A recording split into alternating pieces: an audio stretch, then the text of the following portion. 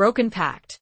Celine Ashworth had always ignored the feeling that something waited in the darkness, just beyond the edges of her vision. But when she found an ancient seal buried beneath her floorboards and broke it, the world shuddered. The wind held its breath. And then he appeared golden-eyed, broad-shouldered, his presence thick as the night itself. "You spoke the words," he murmured. "Now, the bargain must be fulfilled." Chapter 1. The seal beneath the floorboards.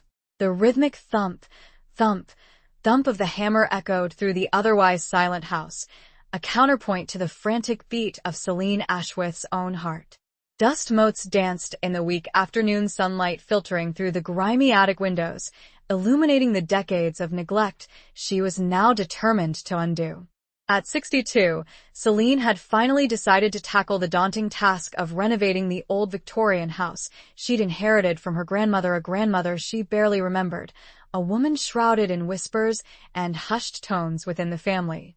"Foolish old woman, living alone in that mausoleum," her mother used to say, a dismissive wave of her hand accompanying the words.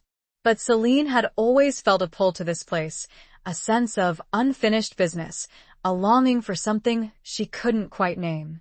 Now, widowed for 5 years and with her children grown and scattered across the globe, she had finally succumbed to the house's silent call.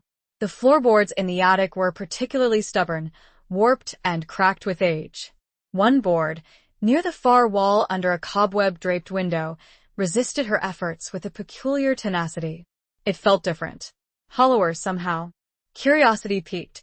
Celine dropped to her knees, running a gloved hand over the rough-hewn wood. Her fingers traced a faint, almost invisible circular indentation. It was a seal, intricately carved with symbols she didn't recognize, yet felt strangely familiar, like a half-forgotten dream. A prickle of unease ran down her spine. This wasn't ordinary wear and tear. This was deliberate.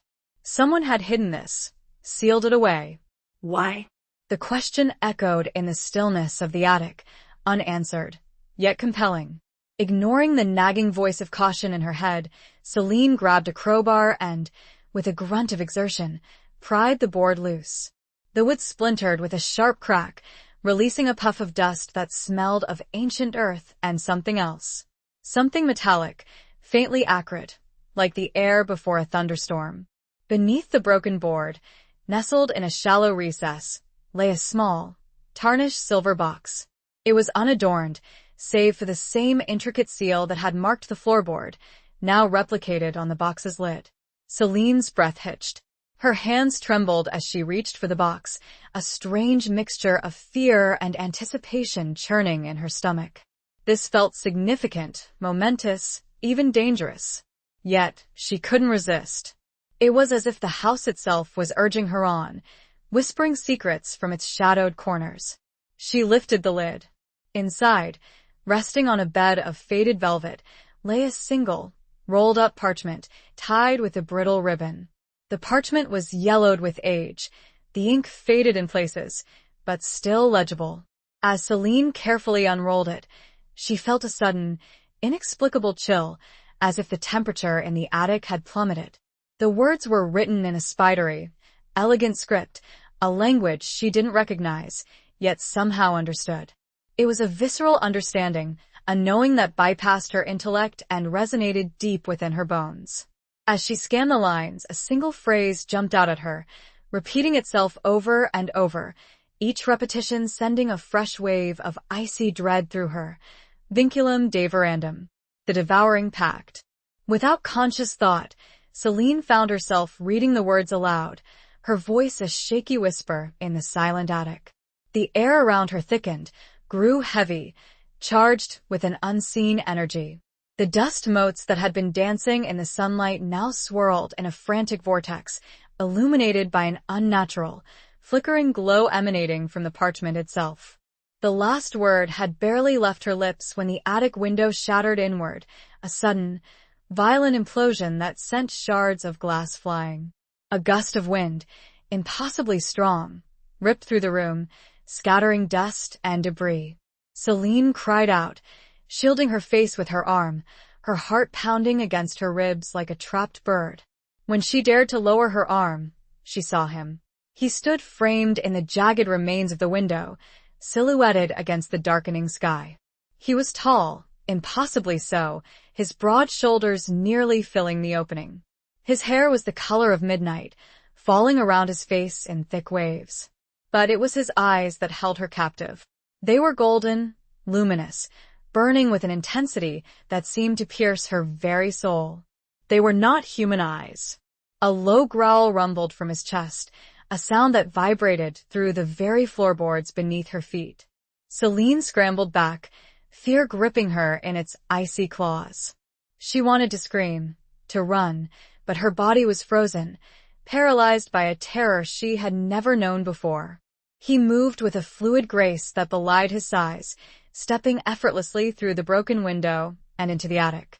The air crackled with his presence, heavy with the scent of pine needles and ozone, the same metallic tang she had smelled when she broke the seal.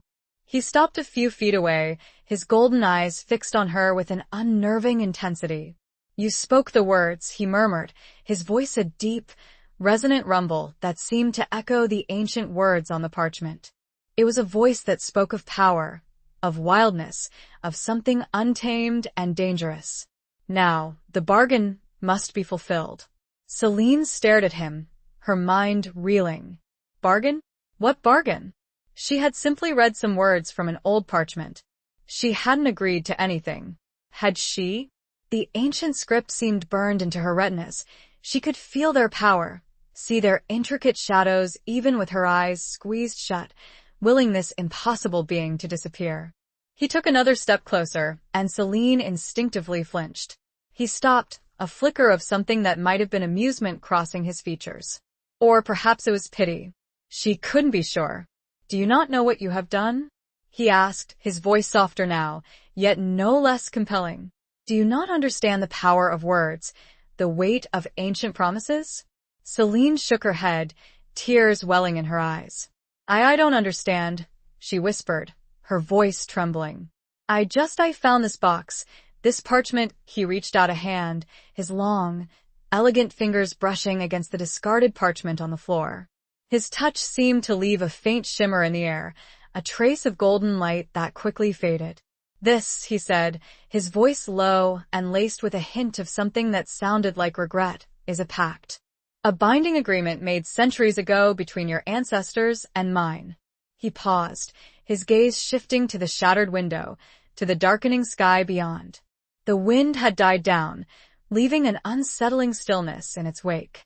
The only sound was the frantic beating of Celine's heart. "And you, Celine Ashworth," he said, his golden eyes locking onto hers once more, "have just broken the seal that kept it dormant. You have awakened the devouring pact." His words hung in the air, heavy and ominous. Celine felt a cold dread seep into her bones, a premonition of something terrible, something inescapable. What had she done? What nightmare had she unleashed? The dust still hung in the room. It was settling, but nothing else was. Chapter 2. A bargain struck in shadow. The silence stretched, thick and suffocating, punctuated only by Celine's ragged breathing. The golden-eyed man-creature, she corrected herself, for he was clearly not human, remained motionless, his gaze unwavering, a predator assessing its prey. He exuded an aura of power, a raw, untamed energy that made the air hum around him. He was beautiful, in a terrifying, otherworldly way. Celine forced herself to meet his gaze, her fear warring with a strange, unexpected flicker of defiance. "I don't know anything about a pact," she said, her voice stronger this time, though still laced with a tremor. "I've never heard of any of this." He tilted his head slightly, a gesture that was both elegant and predatory. "Ignorance is no defense against the ancient laws," he said. "The pact was made. Blood was spilled. Promises were exchanged." He gestured towards the parchment, still lying on the floor where she had dropped it. "Your ancestors sought power, protection, survival. They were desperate, and in their desperation, they turned to us." Celine followed his gaze to the parchment, the strange symbols seeming to writhe before her eyes. She remembered the visceral understanding she had felt when she read the words, the way they had resonated deep within her. It was as if a part of her, a buried, forgotten part, had recognized them. Who are you? She asked, the question a whisper barely audible above the pounding of her heart. He smiled then, a slow, deliberate curve of his lips that revealed teeth that were just a little too sharp, a little too long to be human. My name is Reese, he said. And as for what I am, let us just say that I am bound to you, Celine Ashworth, by the terms of the devouring pact. The word bound sent a shiver down her spine. It sounded final. Inescapable. Bound how? She asked, her voice trembling again. Reese took a step closer, and Celine instinctively recoiled, pressing herself against the dusty wall. He stopped, respecting her fear, but his golden eyes never left hers. The pact was a bargain, he explained, his voice low and resonant. Your ancestors offered a sacrifice. In exchange, we offered our protection, our strength. 4 generations, the pact remained dormant, sealed away. Until you. Celine's mind raced, trying to make sense of his words. A sacrifice? What kind of sacrifice? And what did it have to do with her? She was just an ordinary woman, a widow, a grandmother. She wasn't equipped to deal with this. With him. I don't understand, she repeated, her voice laced with frustration and fear. What sacrifice? What protection? And what do you want from me? Reese's expression shifted, a flicker of something that might have been sympathy crossing his features. The details are complex, he said. But in essence, the pact requires a joining. A merging of 2 lines, 2 souls. Celine's breath caught in her throat. A joining? A merging? The implications of his words were terrifying, yet strangely intriguing. She felt a pull towards him, a magnetic force that defied logic and reason.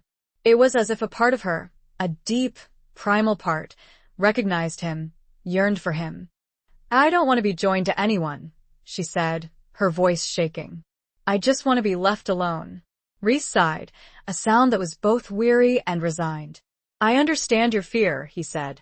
But the pact cannot be undone.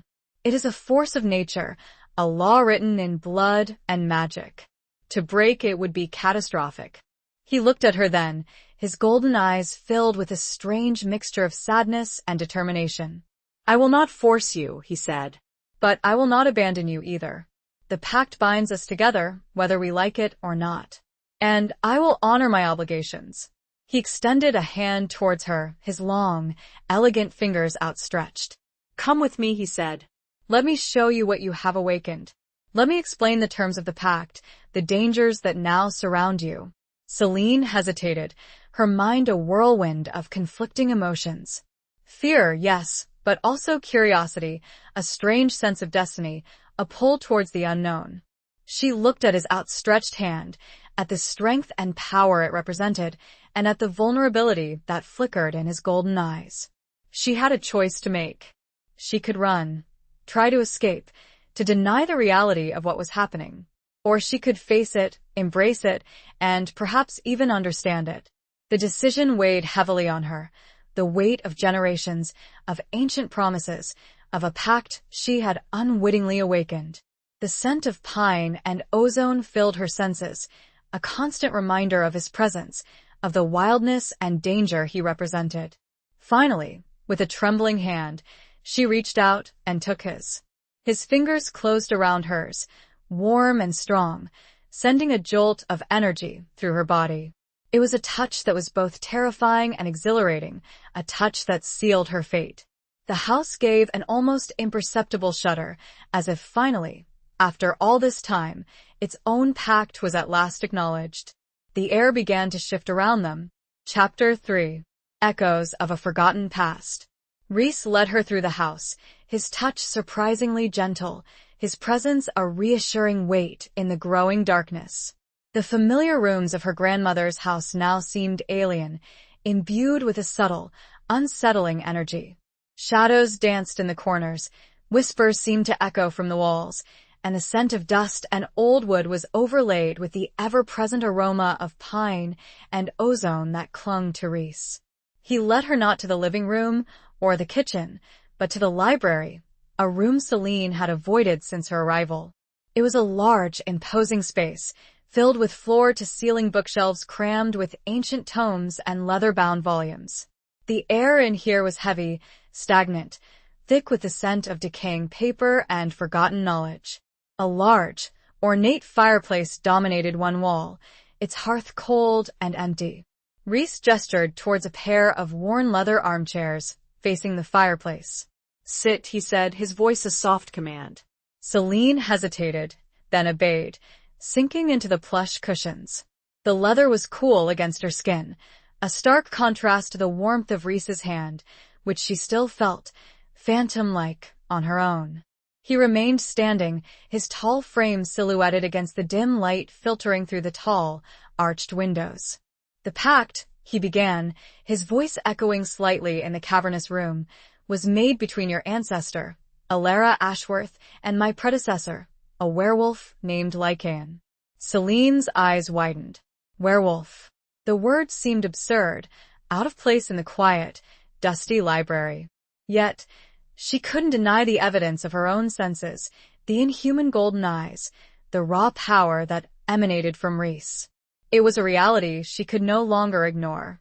Alara was a powerful woman, Rhys continued, his gaze drifting towards the bookshelves, as if searching for something among the ancient volumes. A healer, a wise woman, respected and feared by her community. But she was also desperate. Her village was being ravaged by a plague, a sickness that defied all natural remedies. He paused, his expression darkening. She sought help from Lycaon, knowing the risks, knowing the price. He agreed to help, to use his unique abilities to heal her people. But in return, he demanded a sacrifice. A blood bond, a merging of their lineages, to ensure the continued protection of her descendants. Celine felt a cold knot of dread tighten in her stomach. A blood bond, a merging of lineages. It was becoming clearer now, the terrifying implications of the devouring pact. What kind of sacrifice? She asked, her voice barely a whisper. Rhys turned back to her, his golden eyes filled with a profound sadness. Alara offered herself, he said. She agreed to become Lycaon's mate, to bear his children, to bind their bloodlines together for eternity. Celine gasped, her hand flying to her mouth. The image of her ancestor, a woman she had never known, making such a desperate bargain, filled her with a mixture of horror and pity. But why is it called the Devouring Pact? She asked, the word tasting like ash in her mouth. Rhys's expression hardened. Because the bond is not merely symbolic, he explained. It is a consumption, a gradual merging of two souls, two beings, until they become one. The stronger will eventually absorb the weaker. Celine felt a chill run down her spine. Absorb? It sounded violent. Consuming.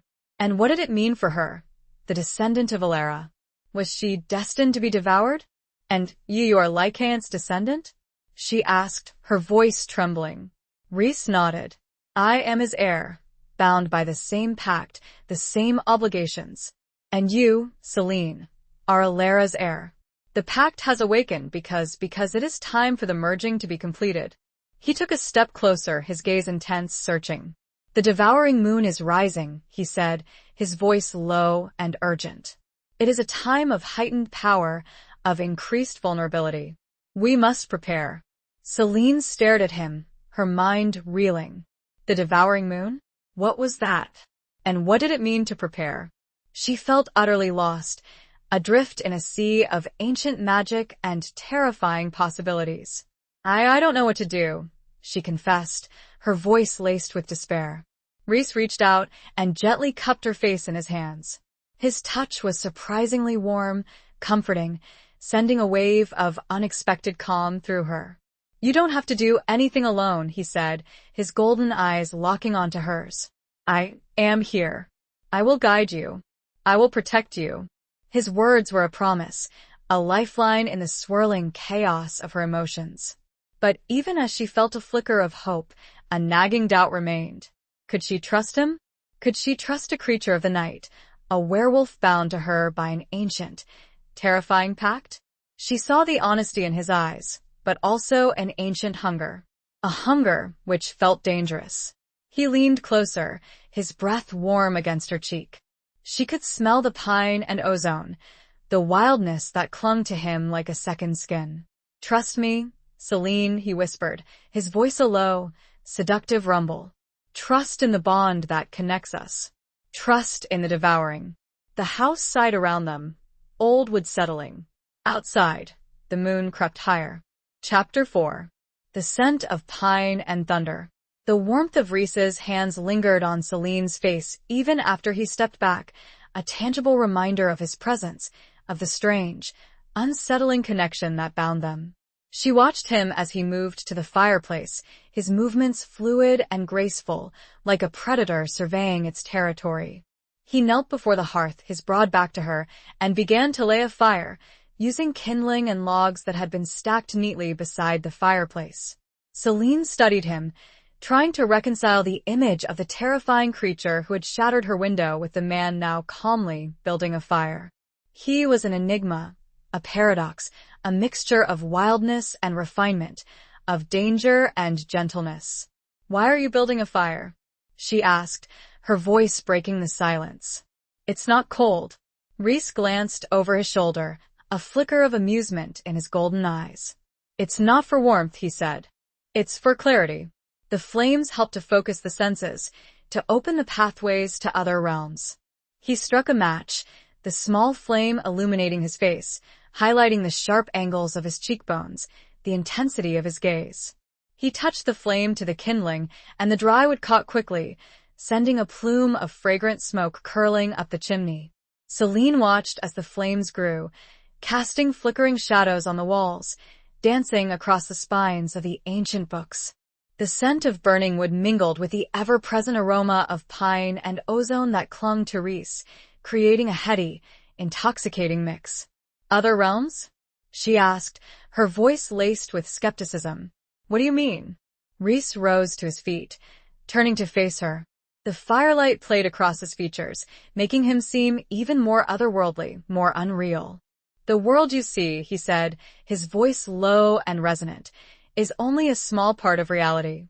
There are other dimensions, other planes of existence, where different laws apply." He gestured towards the flames. "Magic is real, Celine. It flows through everything, connects everything. It's just that most people have forgotten how to see it, how to feel it." Celine shook her head, feeling overwhelmed. It was all too much, too fast.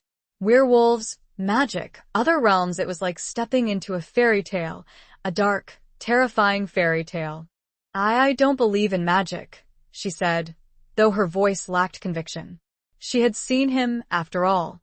She had felt the power that radiated from him. She couldn't deny the evidence of her own senses. Reese smiled, a slow, knowing smile. "You will," he said. "You already do, deep down. You just need to remember." He took a step closer, his gaze intense, searching. "The Pact," he said, "is a form of magic, a powerful, ancient magic that binds us together. It allows us to see things, feel things that others cannot." He reached out and gently touched her hand, his fingers brushing against hers. A jolt of energy, warm and tingling, shot up her arm. Celine gasped, her breath catching in her throat. "Can you feel it?" he asked, his voice a low whisper. "The connection between us? The pull?" Celine nodded, unable to speak. She could feel it, a strange, magnetic force that drew her to him, a feeling of recognition, of belonging. It was terrifying, yet also exhilarating. "That's the Pact," he said. "It's always been there, dormant, waiting to be awakened. And now that it has, it will only grow stronger." He looked at her then, his golden eyes filled with a mixture of desire and something else. Something that looked like regret. "The devouring moon," he said, "amplifies the power of the Pact. It draws us closer, makes us more vulnerable. To each other and to other forces." Celine felt a shiver run down her spine. Vulnerable. The word hung in the air, heavy with unspoken meaning. "What other forces?" she asked, her voice trembling. Reese hesitated, his gaze shifting to the flickering flames. "There are those who would seek to exploit the Pact," he said. those who would use its power for their own selfish purposes. We must be careful. He turned back to her, his expression serious. There are also ancient enemies, he said. Creatures who resent the Pact, who would seek to destroy it, and us along with it.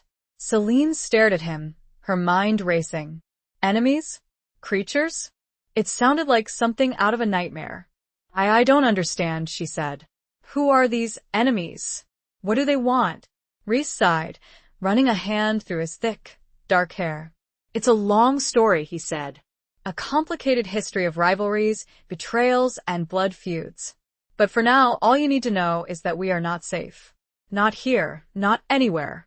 He looked at her, his golden eyes filled with a fierce determination.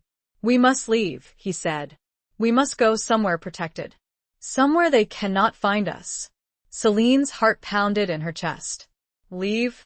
Leave her home, the only place she had ever felt safe? It was a terrifying prospect. But she knew, deep down, that he was right. She couldn't stay here, not with the dangers he had described. She looked at him, at the strength and power he exuded, and at the vulnerability that flickered beneath the surface. She had a choice to make, a leap of faith to take. Where will we go? She asked, her voice barely a whisper. The crackling fire the only sound as she waited. Rhys's gaze locked on hers. To my home. Chapter 5. Whispers in the Ancestral Home. Rhys's words hung in the air, heavy with unspoken implications. His home. The very idea sent a shiver of apprehension through Celine, a mixture of fear and a strange, undeniable curiosity. Where did a werewolf live? Her imagination conjured images of dark, forbidding forests, hidden caves, perhaps even a gothic castle straight out of a horror movie. Your home? She repeated, her voice laced with uncertainty. What's it like? Rhys smiled, a hint of amusement flickering in his golden eyes. It's not what you expect, he said. It's simpler, more connected to the earth. He gestured towards the window, to the darkening sky beyond. We should leave soon, he said. The devouring moon rises higher each night, and we are more vulnerable in the open. Celine nodded, her mind racing. She needed to pack, to gather some essentials. But what did one pack when fleeing from ancient enemies and supernatural forces? The mundane realities of her life seemed absurdly out of place in this new, terrifying reality. I need to get some things, she said, her voice trembling. Clothes, toiletries, Rhys nodded. Take what you need, he said. But be quick. We don't have much time. Celine hurried from the library, her footsteps echoing in the silent house. As she moved through the familiar rooms, she felt a strange sense of detachment, as if she were watching herself from a distance. The house, once a comforting haven, now felt like a trap, a place of shadows and secrets. She went to her bedroom, the room she had chosen for its bright, airy feel, its view of the overgrown garden. Now, the garden seemed menacing, the shadows beneath the trees hiding unseen dangers. She quickly packed a small suitcase, throwing in clothes, toiletries, and a few cherished photographs of her children and grandchildren. As she was zipping up the suitcase, her gaze fell on a small, antique wooden box on her bedside table. It was a jewelry box, a gift from her grandmother, the same grandmother who had owned this house, the same grandmother who was now linked to this terrifying pact. Celine hesitated, then opened the box. Inside, nestled on a bed of faded velvet, lay a single piece of jewelry, a silver ring, intricately carved with the same symbols she had seen on the seal beneath the floorboards, the same symbols that adorned the parchment. A wave of dizziness washed over her. The ring, it felt familiar, significant, as if it were calling to her. She picked it up, her fingers trembling. The silver was cool against her skin, yet it seemed to pulse with a faint, inner warmth. As she slipped the ring onto her finger, she felt a sudden jolt of energy, a surge of power that made her gasp.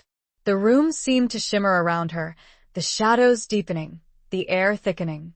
She felt a strange sense of connection, of belonging, as if the ring were a key, unlocking a hidden part of herself. Celine? Rhys's voice, coming from the doorway, startled her. She quickly turned, her heart pounding in her chest. He stood there, his tall frame filling the doorway, his golden eyes fixed on her with an unnerving intensity. "Are you ready?" he asked, his voice low and urgent. Celine nodded, clutching the suitcase to her chest. She didn't mention the ring, the strange feeling it had evoked. It felt private somehow, a secret she wasn't ready to share, even with him. Rhys led her out of the house, his hand resting lightly on the small of her back, a gesture that was both protective and possessive. As they stepped outside, Celine was struck by the intensity of the night. The moon, nearly full, hung high in the sky, casting an eerie, silver glow over the landscape. It was a beautiful, haunting sight, yet it filled her with a sense of unease. "The devouring moon," Rhys murmured, his voice barely audible above the rustling of the leaves in the wind. "It enhances our senses, our power, but also our vulnerability." He looked at her, his golden eyes searching. "Can you feel it?" he asked. "The pull of the moon, the energy in the air?" Celine nodded, her senses heightened, almost painfully so. She could smell the damp earth, the scent of pine and ozone that clung to Rhys, the faint, metallic tang of something else. Something wild, untamed. "We must be careful," Rhys said, his voice low and urgent. "There are those who would sense our presence, who would seek to hunt us." He led her towards a dark, wooded area at the edge of the property, a place she had always avoided, even during the day. The trees loomed tall and menacing, their branches intertwined, blocking out the moonlight. "Where are we going?" she asked, her voice trembling. "Through the woods," Rhys said. "It's the safest way. They won't expect us to travel on foot." He paused, his gaze intense. "Stay close to me," he said. "And don't make a sound. We must be as silent as the shadows." Celine nodded, her heart pounding in her chest. She followed him into the darkness, the trees closing in around them, swallowing them whole. The only sound was the rustling of leaves, the snapping of twigs beneath their feet, and the ever-present whisper of the wind, carrying with it the scent of pine, ozone, and fear. The house behind them seemed to shrink with every step, the whispers almost audible, as if calling her back. But she couldn't go back. Not now. She kept her eyes forward, focused on the broad back of the man the wolf in front of her. Chapter 6. The Devouring Moon's Ascent. The forest was a labyrinth of shadows and whispers, the trees looming like ancient sentinels, their branches intertwined, creating a dense canopy that blotted out most of the moonlight. Celine stayed close to Rhys, her hand gripping his arm, her senses on high alert. Every rustle of leaves, every snap of a twig, sent a jolt of fear through her. The air was thick with a scent of damp earth, decaying leaves, and the ever-present aroma of pine and ozone that clung to Rhys. It was a primal scent, a wild scent, that both terrified and intrigued her. She could feel his power, his contained energy, a palpable force that radiated from him like heat from a furnace. They walked in silence, Rhys moving with a fluid grace that belied his size, his footsteps barely making a sound on the soft forest floor. Celine struggled to keep up, her city shoes slipping on the uneven ground, her breath coming in ragged gasps. How much farther?" she asked, her voice a whisper barely audible above the rustling of the leaves. Rhys glanced over his shoulder, his golden eyes gleaming in the darkness. "Not far," he said. "We're almost there." His words offered little comfort. Celine's fear was growing with each passing moment, fueled by the darkness, the silence, and the unsettling feeling that they were being watched. She could feel eyes on her, unseen eyes, lurking in the shadows. "Waiting, what is your home like?" she asked, her voice trembling. She needed to distract herself, to focus on something other than her fear. Rhys smiled, a hint of warmth in his expression. "It's a sanctuary," he said. "A place of peace and protection. A place where we can be ourselves." He paused, his gaze shifting to the moon, which was now almost directly overhead, its silver light filtering through the gaps in the canopy, creating dappled patterns on the forest floor. "It's a place where the veil between worlds is thin," he continued, his voice low and resonant. A place where magic is strong. Celine shivered, her imagination conjuring images of a hidden realm, a place of ancient power and untamed beauty. It sounded magical, yet also terrifying. "Well, will I be safe there?" she asked, her voice laced with uncertainty. Rhys stopped, turning to face her. He reached out and gently cupped her face in his hands, his touch sending a wave of warmth through her. "You will be safer there than anywhere else," he said, his golden eyes locking onto hers. "I promise you." His words were a reassurance, a lifeline in the swirling chaos of her emotions. Yet a nagging doubt remained. Could she truly trust him? Could she trust a werewolf, a creature of the night, bound to her by an ancient, terrifying pact? He leaned closer, his breath warm against her cheek. She could smell the pine and ozone, the wildness that clung to him like a second skin. She could feel the heat of his body, the power that emanated from him. "The devouring moon," he whispered, his voice a low, seductive rumble, "is reaching its zenith. Its power is at its peak. And so is ours." Celine felt a strange pull towards him, a magnetic force that defied logic and reason. It was as if the moon itself were drawing them together, weaving their destinies into a single, unbreakable thread. What does that mean?" she asked, her voice trembling.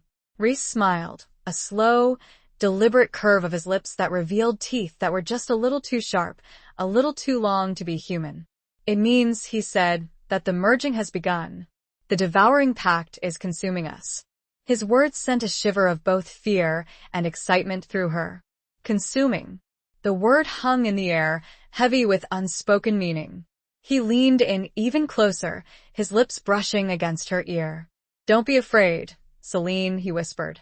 "Embrace the change. Embrace the devouring." His words were a temptation, an invitation to surrender to the unknown, to the wildness that pulsed within her, within him. She felt a strange, undeniable desire, a yearning for something she couldn't quite name, something primal. Just before their lips could meet, a distant howl broke the silence. It echoed from the trees, sending a primal surge of fear and awareness, not only through Celine, but seemingly through Rhys as well. He stiffened. He pulled back, his eyes narrowed, scanning the forest. "We must go," he said, his voice urgent, the moment broken. "Now." He grabbed her arm, and they ran. Chapter 7. A dance of fear and desire. The howl, raw and chilling, echoed through the trees, spurring Rhys into action. He pulled Celine along, his pace swift and sure, his senses on high alert. The forest, which had moments ago held a strange, seductive allure, now felt menacing, alive with unseen threats. "What was that?" Celine gasped, struggling to keep up with Rhys's long strides. Her lungs burned, her legs ached, but fear lent her a strength she didn't know she possessed. "Another werewolf," Rhys said, his voice tight with urgency. "But not one of my pack." "A rival." Celine's heart pounded in her chest. "Rival?" What did that mean? Were they in danger? From another werewolf? From his own kind? "Will they attack us?" she asked, her voice trembling. Rhys didn't answer, his silence more terrifying than any words. He kept moving, his grip on her arm firm, guiding her through the dense undergrowth, dodging low-hanging branches, leaping over fallen logs. The forest seemed to press in on them, the shadows deepening, the whispers of the wind growing louder, more menacing. Celine could feel eyes on her, unseen eyes, watching them, hunting them. They ran for what seemed like an eternity, the darkness stretching out before them, the sounds of the forest amplified by her fear. Finally, Rhys slowed, pulling her behind a thick, ancient oak tree, its massive trunk providing a semblance of cover. "We need to rest," he said, his voice low and strained. But only for a moment. Celine leaned against the rough bark of the tree, her breath coming in ragged gasps, her body trembling with exhaustion and fear. She looked at Rhys, his face illuminated by the faint moonlight filtering through the leaves. He was breathing heavily, his chest rising and falling, but his eyes were alert, scanning the surrounding forest. Who are they? She asked, her voice barely a whisper. Why are they hunting us? Rhys hesitated, his gaze shifting to the darkness beyond the tree. It's complicated, he said. There are old rivalries, old grudges between different pacts. The devouring pact complicates things further. He turned back to her, his golden eyes filled with a mixture of anger and regret. Some believe the pact should never have been made, he explained. They see it as an abomination, a betrayal of our nature. They would seek to destroy it and anyone connected to it. Celine felt a cold knot of dread tighten in her stomach. She was connected to the pact. She was a target. But why now? She asked. Why after all this time? Rhys sighed, running a hand through his thick, dark hair. The devouring moon, he said. It amplifies the power of the pact, makes us more visible. It also awakens old instincts, old rivalries. He looked at her, his gaze intense.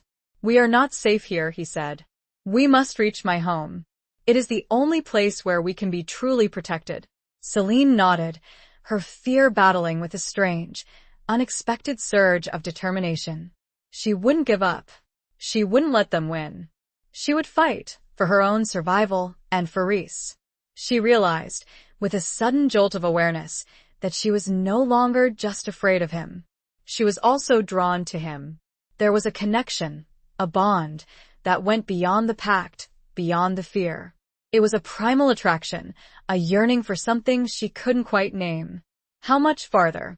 She asked, her voice stronger now, laced with a hint of defiance. Rhys smiled, a flicker of admiration in his golden eyes. Not far, he said. Just a little further. He reached out and gently touched her cheek, his fingers brushing against her skin. A jolt of energy, warm and tingling, shot through her. Celine gasped, her breath catching in her throat. Can you feel it? He asked, his voice a low whisper. The pull of the moon, the power of the pact, the desire? Celine nodded, unable to speak. She could feel it, a powerful, magnetic force that drew her to him, a yearning that was both terrifying and exhilarating. It was a dance of fear and desire, a delicate balance between two opposing forces. He leaned closer, his breath warm against her ear. The merging is accelerating, he whispered. We are becoming one. His words sent a shiver of both anticipation and dread through her. One. The thought was both terrifying and seductive. Their moment of respite was shattered, however. He smelled it before she did. He pulled back, his gaze snapping to the nearby trees, where two shadows were beginning to coalesce into familiar, four-legged forms. We have to go, Rhys said, his voice low with warning. They're here. He didn't wait. Chapter 8. The town that held its breath. Rhys pulled Celine along, abandoning the dense forest for a narrow, overgrown path that seemed to lead towards a faint glimmer of light in the distance. The howls of the pursuing werewolves grew closer, their menacing snarls echoing through the trees, spurring them onward. Where are we going? Celine gasped, her lungs burning, her legs screaming in protest. To the edge of my territory, Rhys said, his voice tight with urgency. There's a town nearby. We'll be safer there for a while. Celine's heart sank. A town? After all this talk of secrecy, of hiding, of avoiding detection? It seemed counterintuitive, reckless. But won't we be exposed? She asked, her voice laced with fear. Won't people notice? Rhys shook his head. Not in this town, he said. It's different. It's under my protection. His words were cryptic, unsettling. What did he mean under his protection? What kind of town was this? As they emerged from the trees, Celine saw it, a small, isolated village nestled in a valley, bathed in the eerie glow of the devouring moon. It was a picturesque scene, straight out of a postcard, with quaint, old-fashioned houses, a cobblestone main street, and a towering church steeple that pierced the night sky. But there was something off. Something unsettling about the stillness, the silence. There were no lights on in the houses, no cars on the streets, no signs of life whatsoever. It was as if the entire town were holding its breath, Waiting, what is this place? Celine asked, her voice a whisper barely audible above the pounding of her heart. This is Oakhaven, Reese said, his voice low and resonant. It's a sanctuary. A place where my pack and those who are sympathetic to us can live in peace. He paused, his gaze sweeping over the silent town. The residents know about us, he explained. They accept us. They protect us. Celine stared at him, her mind reeling. A town that knew about werewolves? That accepted them? It seemed impossible, unbelievable.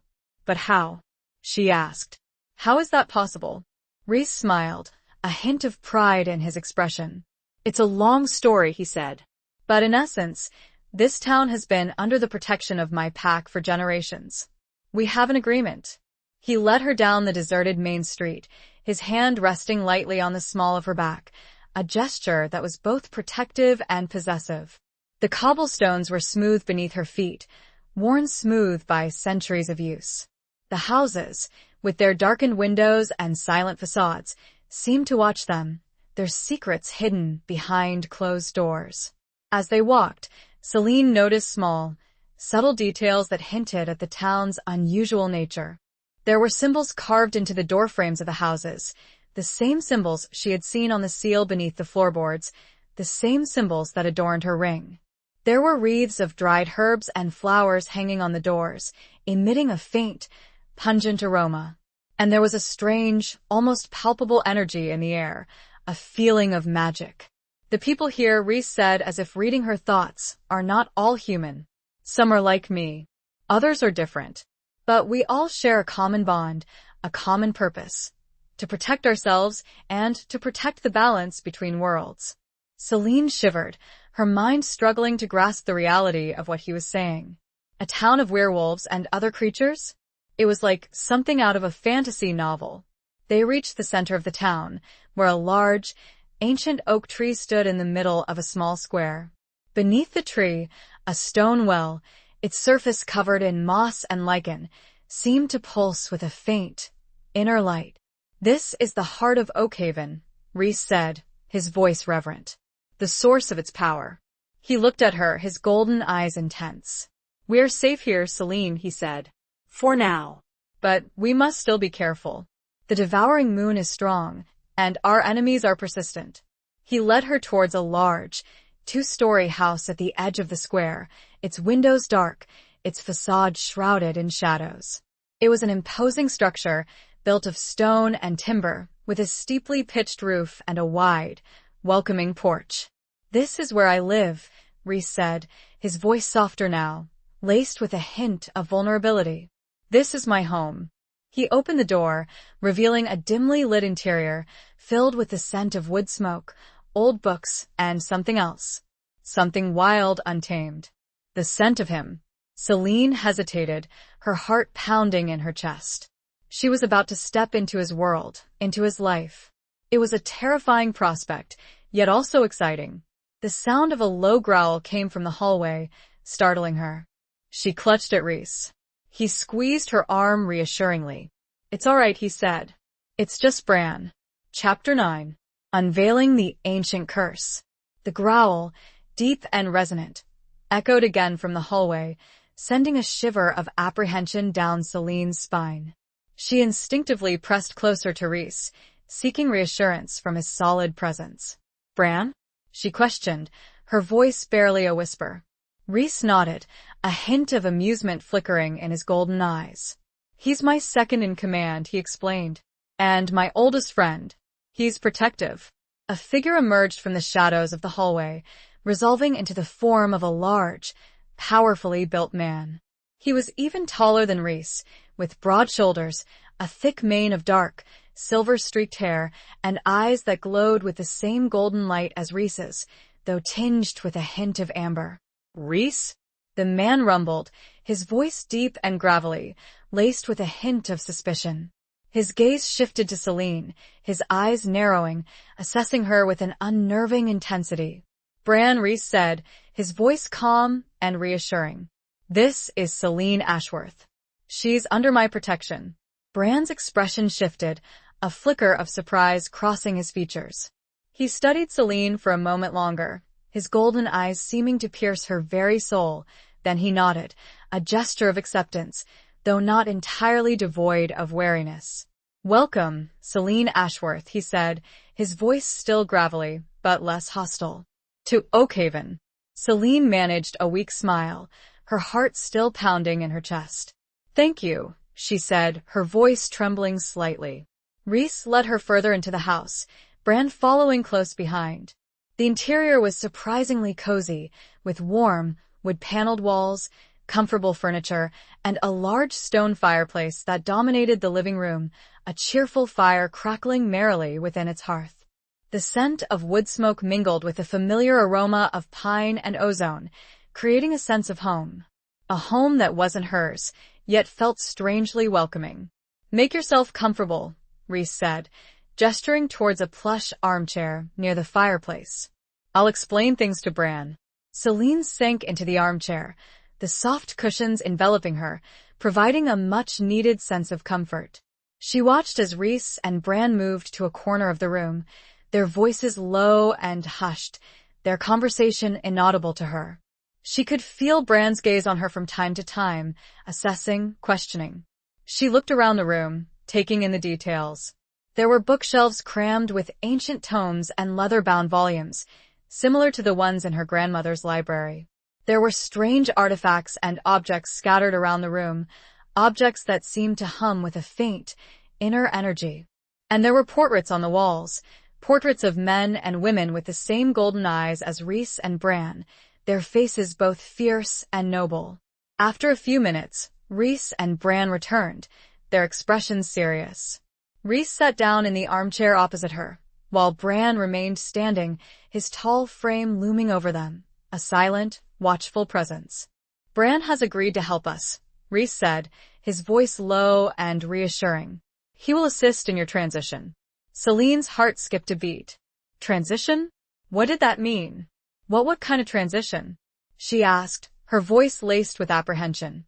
Rhys hesitated, his gaze shifting to Bran, then back to her.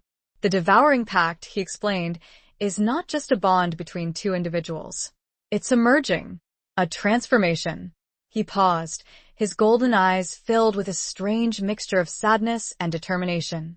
"As the pact strengthens," he continued, "you will change. You will become more like us." Celine stared at him, her mind reeling. More like them? More like werewolves? The thought was both terrifying and strangely exciting. What does that entail?" she asked, her voice trembling. "Your senses will become heightened," Rhys said. "Your strength, your speed, your healing abilities will increase. You will develop certain instincts." He looked at her, his gaze intense. "You will also become more susceptible to the pull of the moon," he said. "To the wildness within." Celine felt a shiver run down her spine. Wildness. The word hung in the air, heavy with unspoken meaning. She had always been a practical, grounded woman, a creature of habit and routine. The thought of embracing wildness, of surrendering to her instincts, was daunting. "And the curse?" she asked, remembering the old writings. "What about the curse?" Rhys looked to Bran, who spoke for the first time since welcoming her. "The curse," he said, his voice low, "is what fuels the pact. It is the hunger, the need to consume." Alara's bloodline carried a certain vulnerability. Like ants, a certain predatory instinct. The pact was meant to balance the two. But the balance is precarious. "The curse makes the merging unpredictable," Rhys added, taking up the explanation. "It can lead to madness, to loss of control. That is why we must be careful. That is why you need guidance." Celine felt a cold knot of dread tighten in her stomach. Madness. Loss of control. It was the ultimate nightmare. She could see it in the depths of Rhys's eyes, even, that this possibility scared him. "Is there a way to control it?" she asked, her voice barely a whisper. Rhys nodded. "There are rituals," he said. "Practices. Ways to channel the energy, to maintain balance. Bran will teach you." He looked at her, his golden eyes filled with a fierce determination. "We will not let the curse consume you, Celine," he said. "I promise you." His words were a vow, a solemn pledge. But even as she felt a flicker of hope, a nagging doubt remained. Could they truly control the power of the devouring pact? Could they overcome the ancient curse that bound them? The fire crackled, casting long, dancing shadows. The only answer she could discern was that she would have to try. Chapter 10. The Price of Broken Promises. The following days settled into a strange, unsettling routine. Celine spent her mornings with Bran, learning about the history of the werewolves, the intricacies of the pact, and the rituals used to control the transformation. Bran was a stern, demanding teacher, but his knowledge was vast, and his dedication to protecting her was undeniable. He taught her about the different phases of the moon, their influence on a werewolf's power and instincts, and the importance of maintaining balance between the human and wolf sides. He showed her ancient texts, written in the same spidery script as the parchment she had found, detailing the history of the devouring pact and the consequences of breaking its terms. The pact is a contract, Bran explained, his voice echoing in the quiet library, his golden eyes fixed on her with an unnerving intensity. A promise made between two bloodlines. To break it would be catastrophic. He pointed to a passage in one of the ancient tomes, a passage that described the fate of those who had attempted to defy the pact. The descriptions were gruesome, terrifying, filled with tales of madness, destruction, and devouring. Celine shivered, her hand instinctively going to the silver ring on her finger, the ring that pulsed with a faint, inner warmth, a constant reminder of the bond that connected her to Rhys, to the pact. What would happen if the pact is broken? She asked, her voice barely a whisper. Bran's expression darkened. The consequences are severe, he said. Not just for those involved, but for everyone connected to them. The balance between worlds would be disrupted. Chaos would reign. He looked at her, his gaze intense. The pact must be honored, Celine, he said. It is our duty, our burden. Celine nodded, her mind reeling. The weight of the pact, the responsibility it entailed, felt overwhelming. She was just an ordinary woman, thrust into a world of magic and danger, bound to a creature of the night by an ancient, terrifying agreement. In the afternoons, Celine spent time with Rhys, exploring the town of Oakhaven, learning about its unique inhabitants and growing closer to him. He showed her the hidden pathways through the surrounding forest, the places where the veil between worlds was thin, where magic was strong. He taught her about the different plants and herbs that grew in the forest, their medicinal properties, their magical uses. He showed her how to listen to the whispers of the wind, to feel the pulse of the earth, to connect with the wildness within. As they spent time together, Celine found herself increasingly drawn to Rhys, her fear gradually giving way to a strange, undeniable attraction. He was a complex creature, a mixture of wildness and refinement, of danger and gentleness. He was a protector, a guide, a lover. The nights were the most challenging. As the devouring moon waxed, Celine felt the pull of the pact growing stronger, her senses heightened, her instincts sharpening. She would wake up in the middle of the night, her heart pounding, her body trembling, feeling a strange, unsettling restlessness, a yearning for something she couldn't quite name.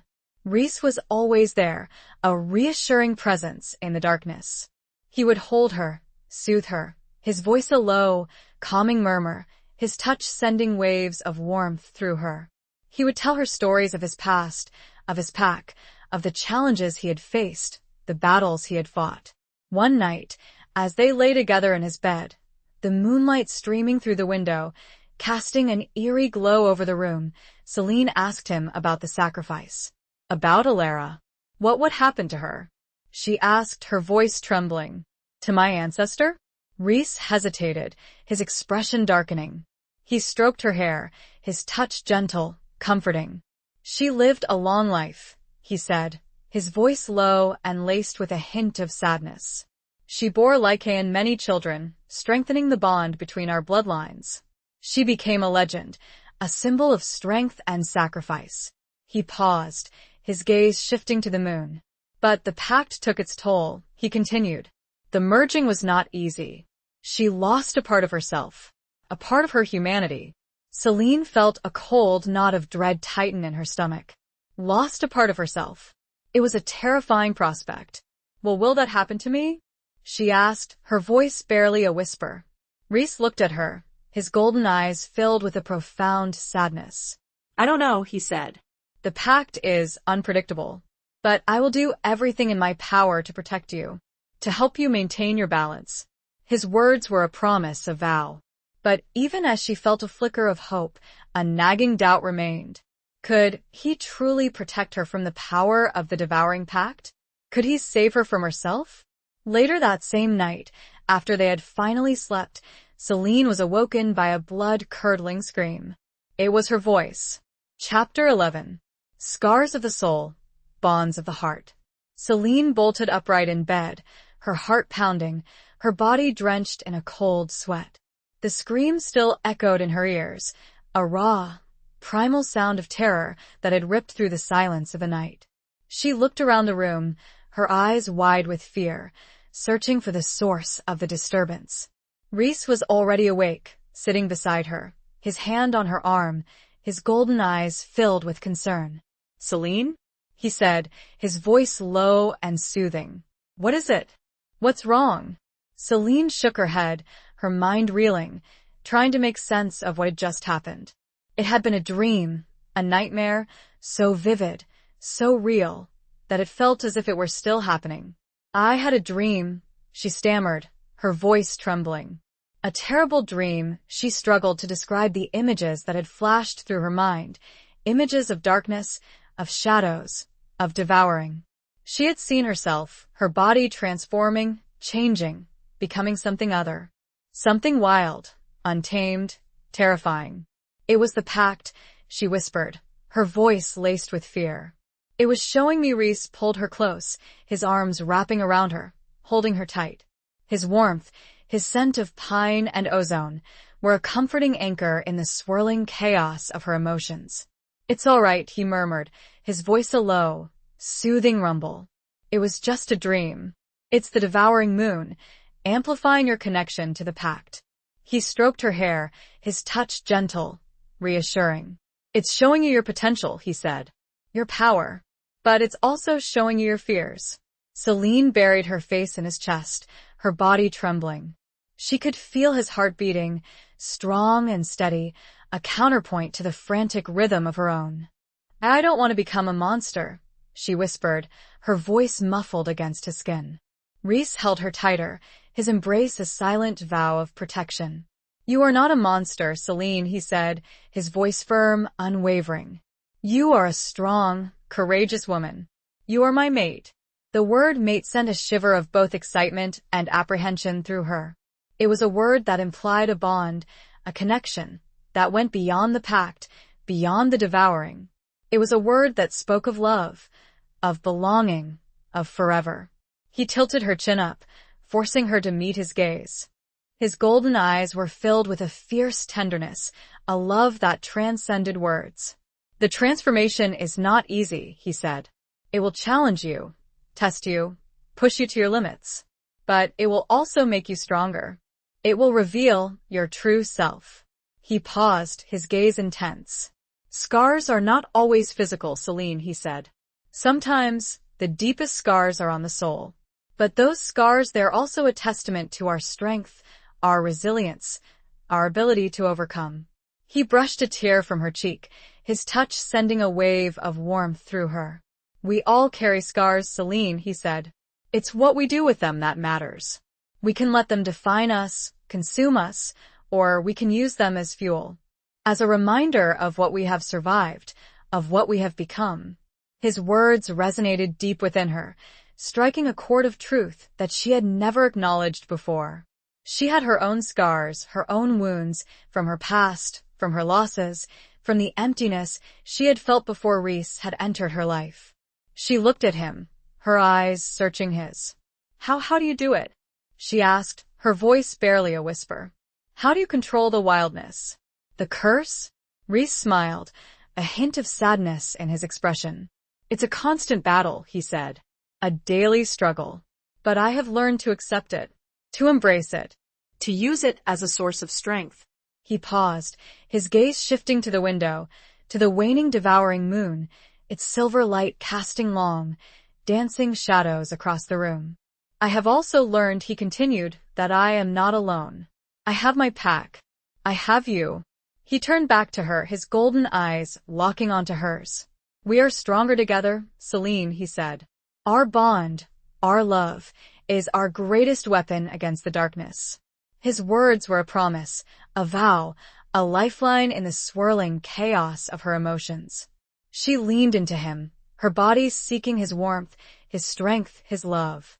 He kissed her then, a slow, tender kiss that spoke of passion, of devotion, of forever. It was a kiss that sealed their bond, their love, their fate. A kiss which was interrupted by a loud banging at the door. Chapter 12. The hunt begins anew. The insistent banging on the door shattered the intimacy of the moment, sending a jolt of adrenaline through Celine's veins. Rhys stiffened, his body tensing, his golden eyes flashing with a predatory alertness. He gently pulled away from Celine, his hand reaching for something under his pillow, a large, wickedly sharp hunting knife. Stay here, he whispered, his voice low and urgent. Don't make a sound. He moved to the door with a fluid grace, his movements silent, his senses on high alert. He pressed his ear against the wood, listening intently. Celine watched him, her heart pounding in her chest, her fear a palpable presence in the room. The banging came again, louder this time, accompanied by a muffled voice. Rhys recognized the voice, a flicker of relief crossing his features. He quickly unbolted the door, opening it just a crack, his body blocking the entrance. Bran? Rhys said, his voice low and guarded. What is it?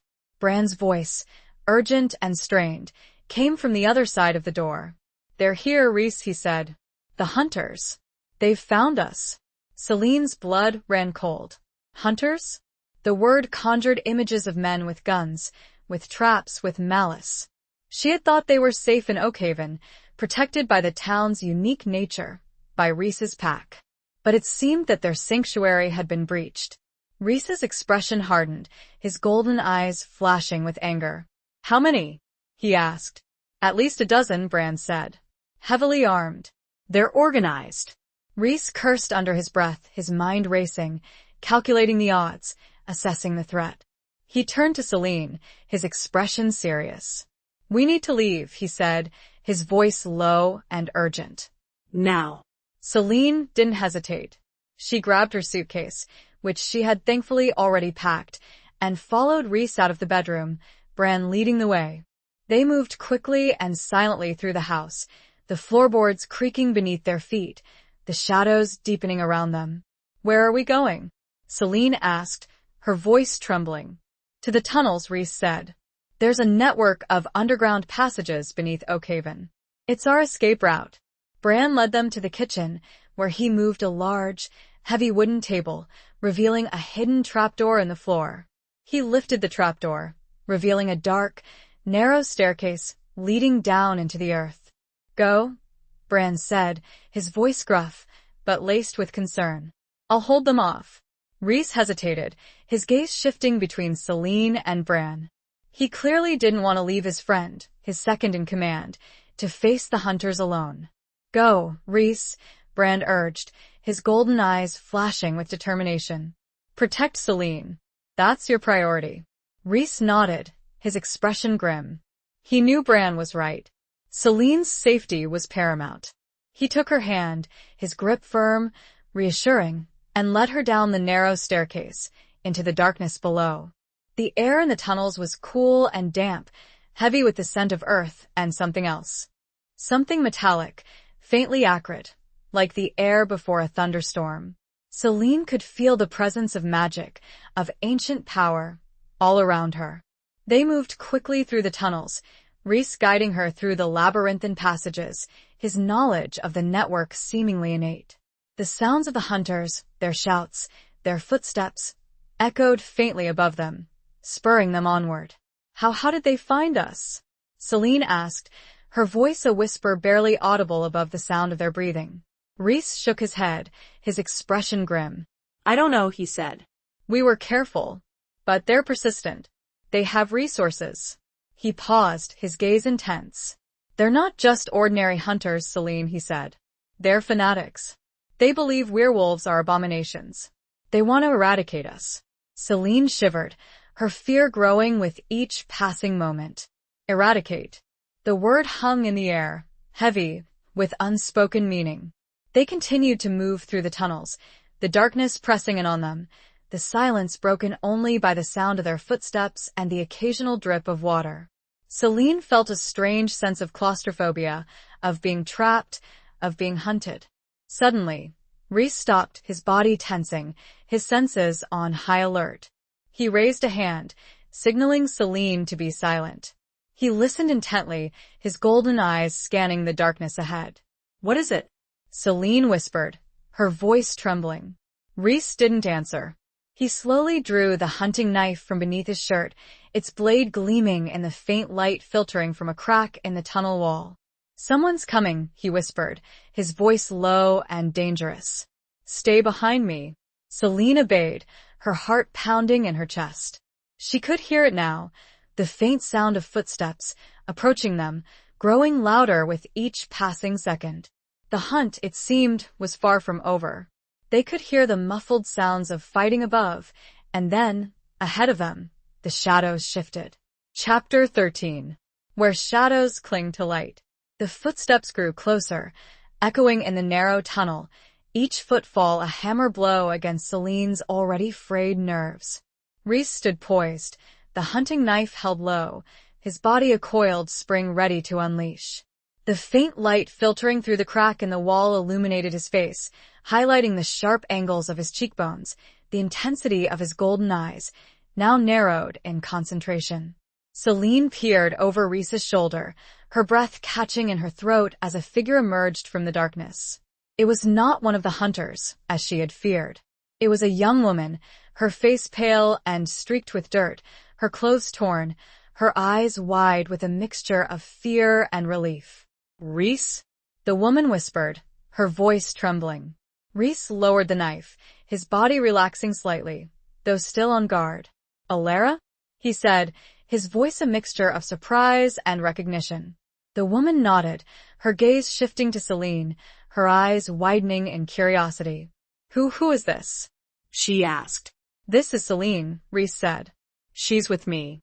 Alara, the name struck Celine as strangely familiar. Echoing the name of her ancestor studied Celine for a moment, her expression unreadable. Then, she turned back to Rhys, her voice urgent. They're everywhere, Rhys, she said. They've blocked off most of the exits. Bran, he's holding them off, but her voice trailed off, her eyes filling with tears. Celine understood the unspoken fear. Bran was in danger. Perhaps even we need to get out of here, Rhys said, his voice firm, determined. Is there another way? Alara nodded. There's a hidden passage, she said. It leads to the old church, outside the town limits. But it's dangerous. It hasn't been used in years. Rhys didn't hesitate. We'll take it, he said. Lead the way. Alara turned and led them deeper into the tunnels, the darkness closing in around them. The passages grew narrower, the air thicker, the sense of claustrophobia increasing with each step. Celine could feel the weight of the earth above them, the weight of the town, the weight of the Pact. They moved in silence, the only sound their footsteps and the occasional drip of water. Celine could feel Rhys's presence behind her, a comforting reassurance, a silent promise of protection. As they walked, Celine studied Alara, trying to understand her connection to Rhys, to the Pact. She was young, no older than her own daughter, yet she carried herself with an air of authority, of experience. Her eyes, though filled with fear, also held a spark of defiance, of wildness. Are you like Rhys? Celine asked, her voice a whisper barely audible above the sound of their breathing. Alara glanced back at her, a hint of a smile flickering across her lips. Yes, she said. I am. Celine nodded, her mind racing. Another werewolf. Another member of Rhys's pack. It was becoming increasingly clear that she was surrounded by them. By creatures of the night, by beings of magic and power. They reached a section of the tunnel where the wall seemed to crumble. Alara stopped, pointing to a narrow opening. barely large enough for a person to squeeze through. "This is it," she said. "The hidden passage. Be careful. It's unstable." Rhys went first, his broad shoulders scraping against the rough stone as he squeezed through the opening. Selene followed, her heart pounding in her chest, her fear battling with a strange sense of adventure. The passage was dark, narrow, and claustrophobic. The air was thick with dust and the smell of decay. Selene could feel the walls closing in on her, the darkness pressing down, threatening to suffocate her. They crawled on their hands and knees, the rough stones scraping against their skin, the silence broken only by the sound of their breathing and the occasional scuttling of something. Selene didn't want to know what. After what seemed like an eternity, they reached the end of the passage. Rhys pushed against a section of the wall, revealing a hidden door, leading into a dark, musty room. They emerged into what appeared to be the crypt of the old church, the air thick with the scent of incense, old wood, and death. The room was filled with ancient tombs, their surfaces covered in dust and cobwebs, their inscriptions faded and illegible. "We're here," Ilara whispered, her voice echoing in the cavernous space. "The old church.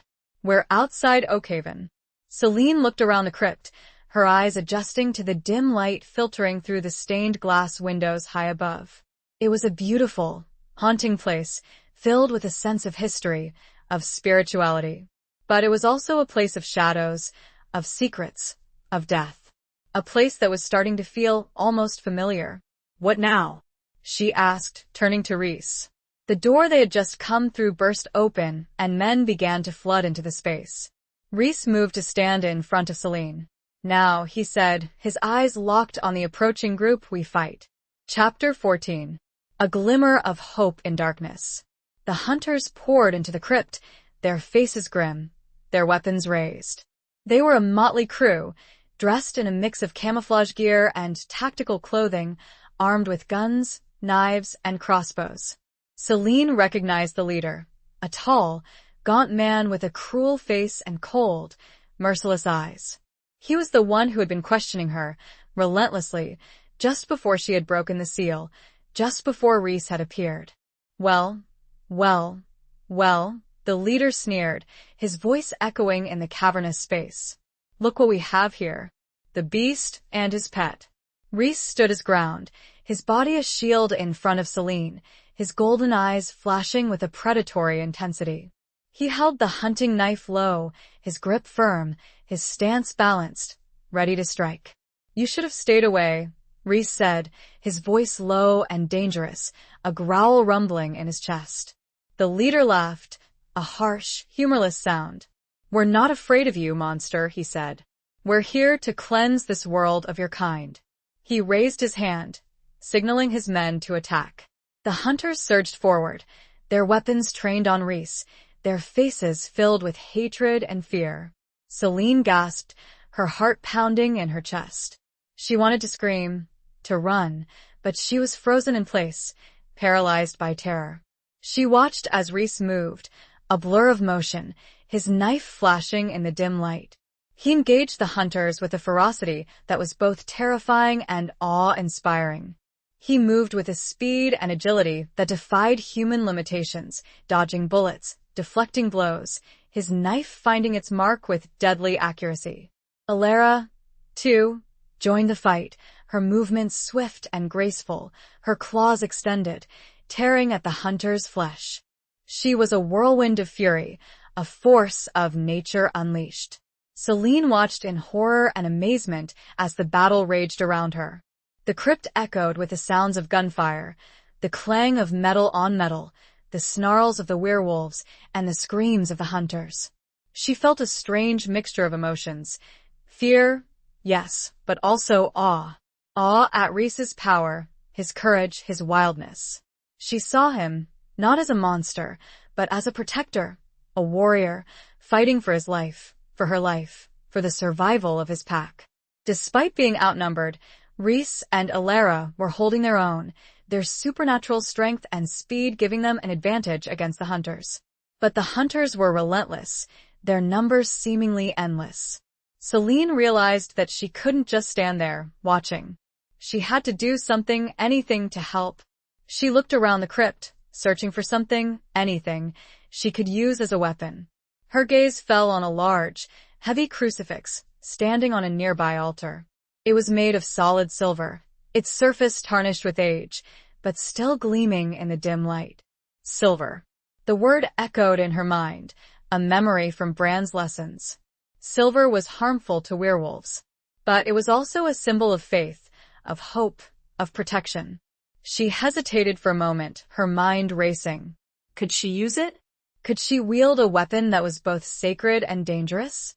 But then she saw Reese, his back against a wall, surrounded by hunters, his strength flagging, his body covered in wounds.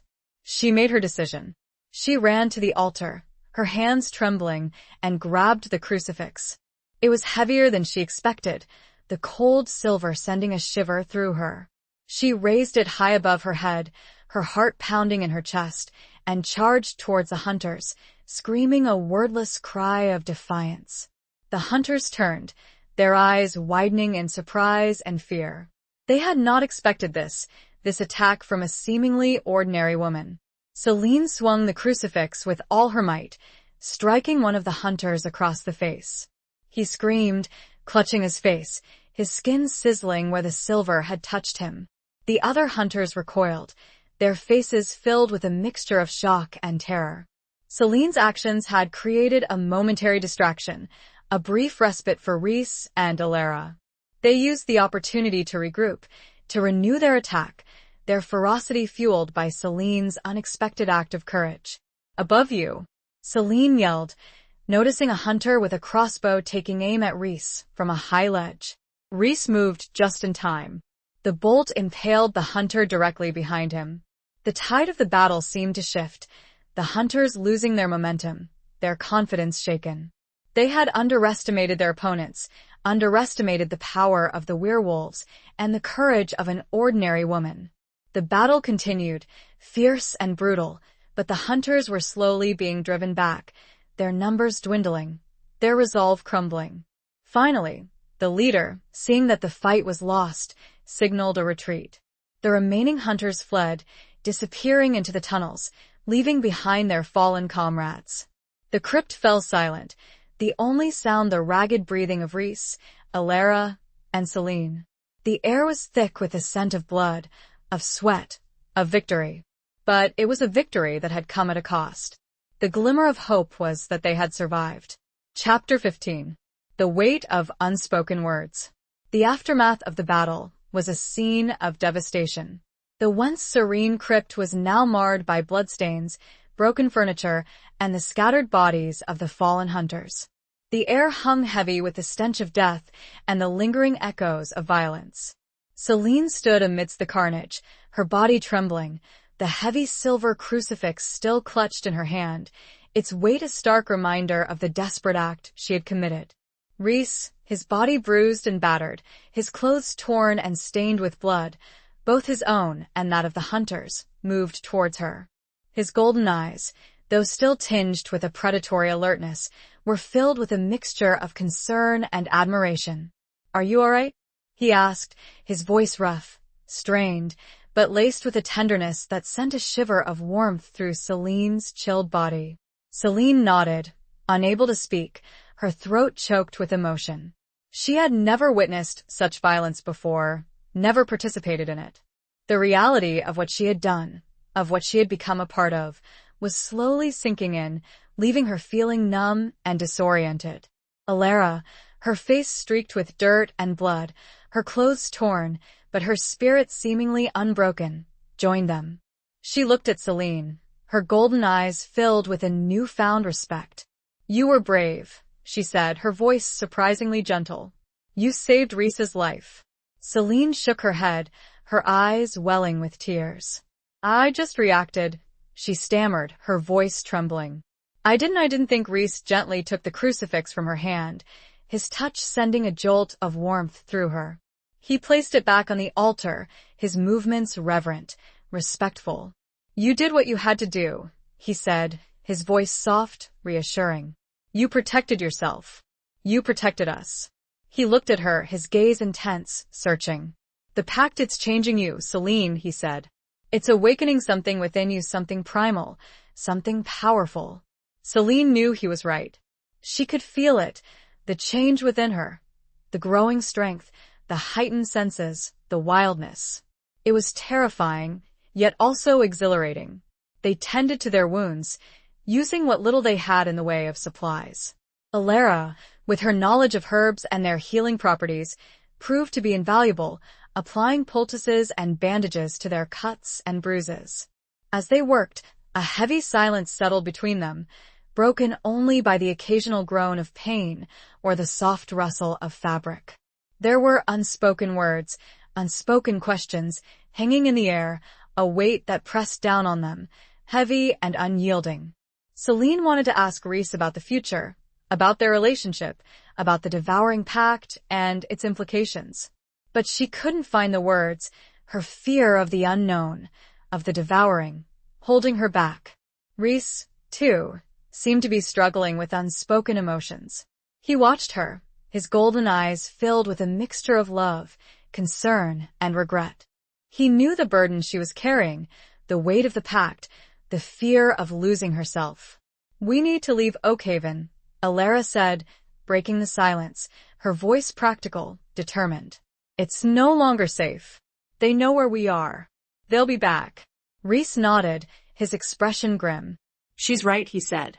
"We need to find a new sanctuary, a place where we can be safe." Celine's heart sank. Leave Oakhaven? Leave the only place where she had felt a semblance of belonging, of connection? It was a daunting prospect, a journey into the unknown, with no guarantee of safety, of peace. Where will we go?" she asked, her voice barely a whisper. Rhys hesitated, his gaze shifting to the stained glass windows high above, to the fading light of the setting sun. "I don't know," he said, his voice laced with uncertainty. "There are few places left where we can be truly safe. The hunters are growing stronger, their reach wider." He looked at her, his golden eyes filled with a profound sadness. I should have protected you better," he said. "I should have foreseen this. I failed you." Celine reached out and touched his hand, her fingers intertwining with his. His skin was warm, rough, scarred, but his touch was gentle, reassuring. "You didn't fail me, Rhys," she said, her voice firm, unwavering. "You saved me. You've shown me kindness, compassion, love. You've given me a purpose." She paused, her gaze intense. "We'll face this together, Rhys," she said. "Whatever the future holds, whatever the devouring brings, we'll face it together." Her words were a promise, a vow, a testament to the bond that had formed between them, a bond forged in fear, in danger, in love. He squeezed her hand, his grip firm, his golden eyes filled with a renewed hope, a glimmer of light in the darkness that surrounded them. But unspoken between them was the fact that they didn't know where to go. The world was closing in. Chapter 16. Blood on the Moonlit Path. The decision to leave Oakhaven was made, but the destination remained shrouded in uncertainty. Rhys, burdened by the responsibility of protecting Celine and his pack, felt the weight of the world on his shoulders. The hunters' relentless pursuit had narrowed their options, forcing them to consider places they had long avoided, places steeped in danger and shrouded in shadow. "There's an old sanctuary," Rhys said, his voice hesitant, his gaze fixed on the flickering flames of a campfire they had built in a secluded clearing outside the town limits. "It's abandoned. It hasn't been used in centuries. But it might offer us some protection."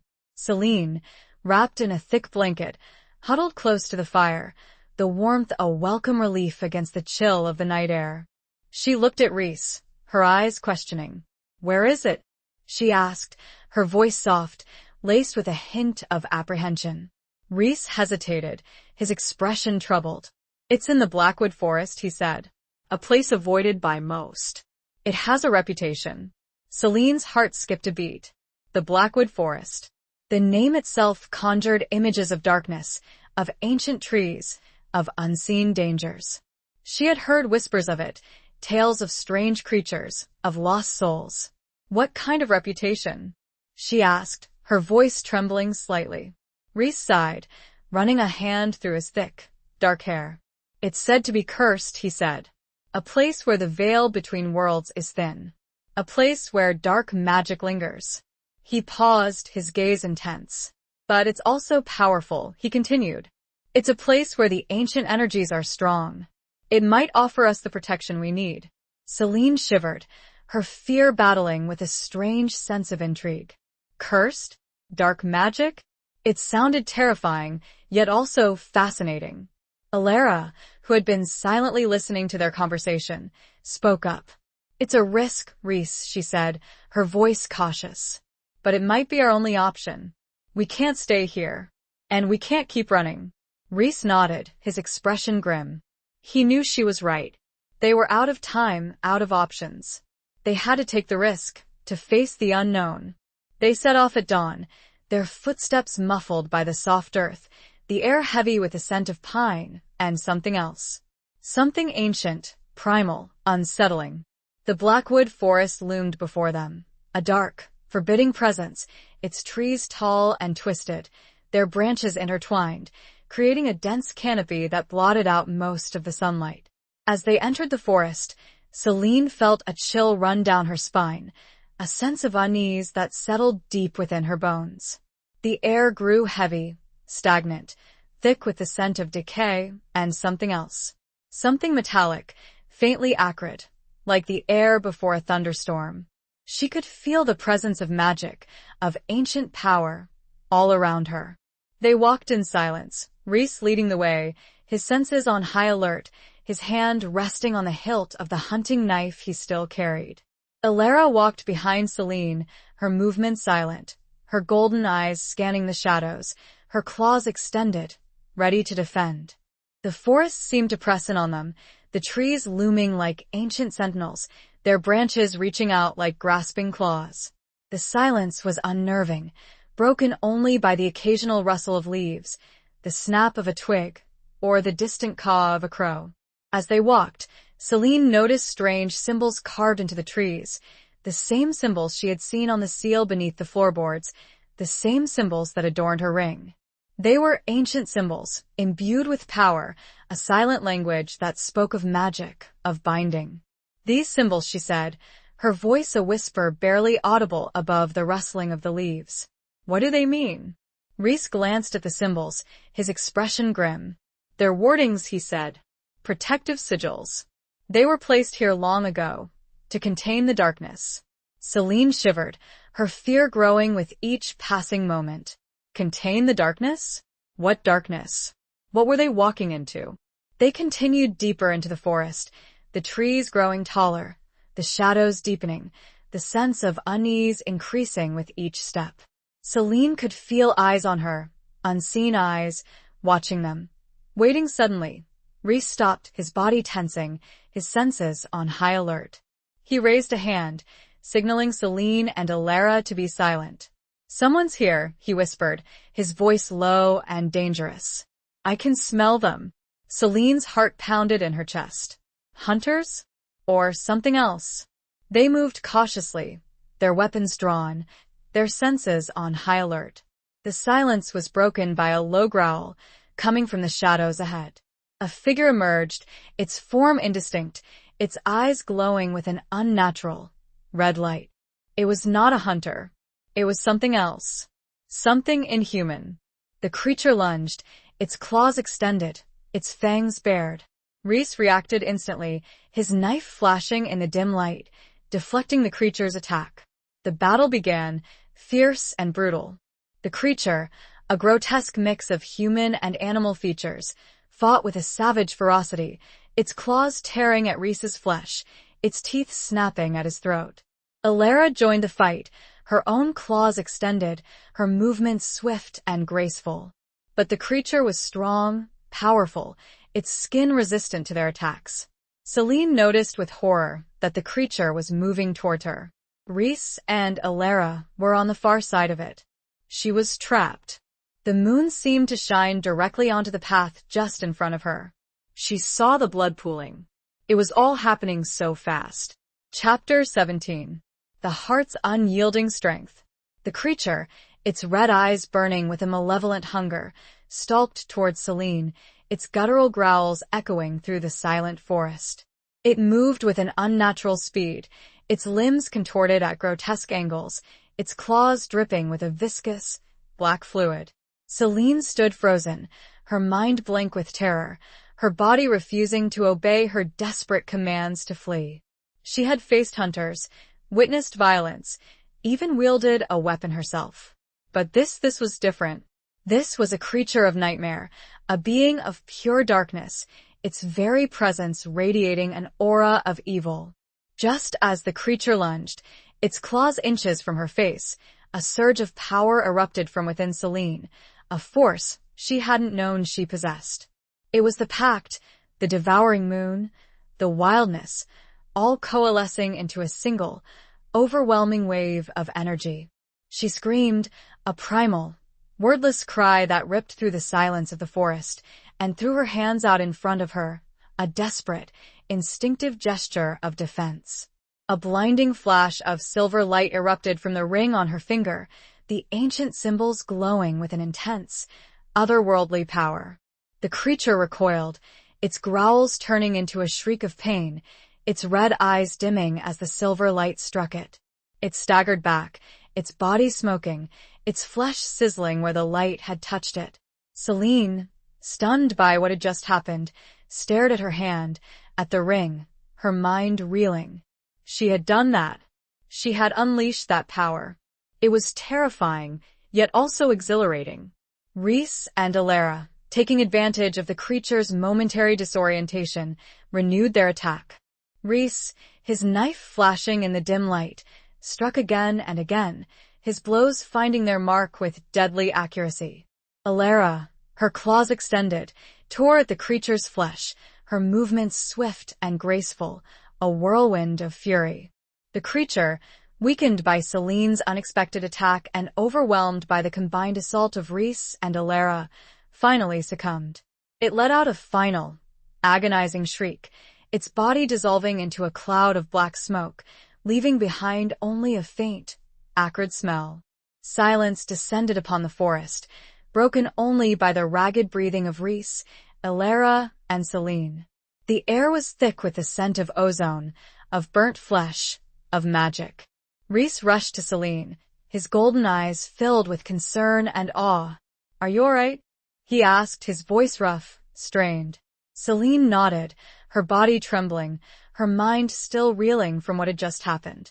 She looked at her hand, at the ring, the silver now glowing with a faint, residual light. "I don't understand," she stammered, her voice trembling. What was that?" Rhys gently took her hand, his fingers tracing the symbols on the ring. "It was the Pact," he said, his voice soft, filled with wonder. It was you. "You have awakened your power." He looked at her, his gaze intense, searching. "The devouring moon," he said, "is not just amplifying the Pact. It's accelerating the merging. It's transforming you."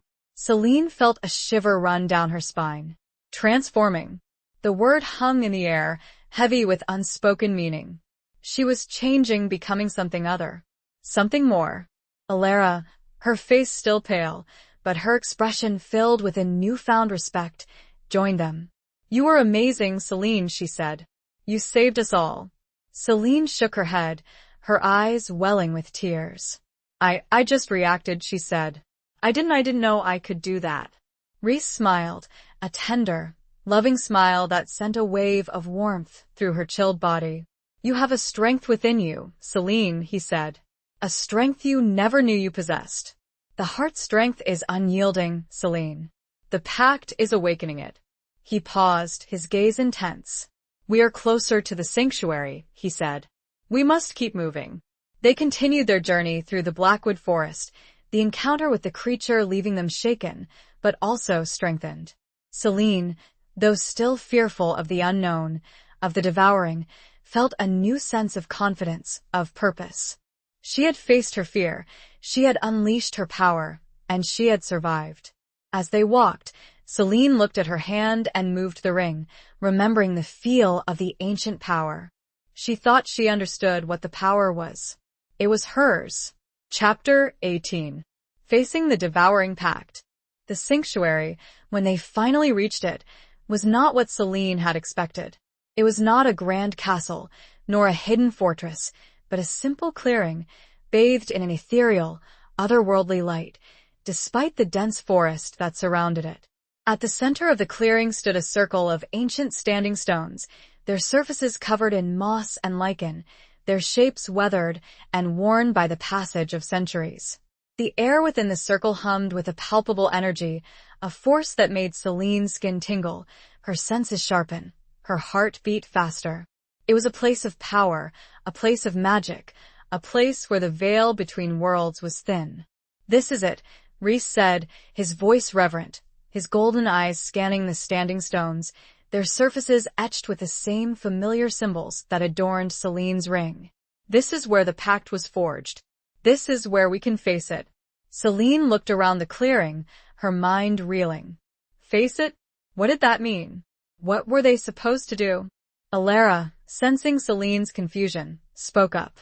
"The standing stones," she explained, "are a conduit. They channel the energy of the earth, of the moon, of the pact. They can help us understand it, control it, even complete it." Complete it. The word sent a shiver down Celine's spine. The merging. The devouring. It was all coming to a head, here, in this ancient, sacred place. Rhys led Celine to the center of the circle, his hand resting lightly on the small of her back, his touch a comforting reassurance in the face of the unknown. He stood before her, his golden eyes locking onto hers, his expression filled with a mixture of love, concern, and determination. "The devouring pact," he said, his voice low and resonant, echoing in the stillness of the clearing, "is a force of nature.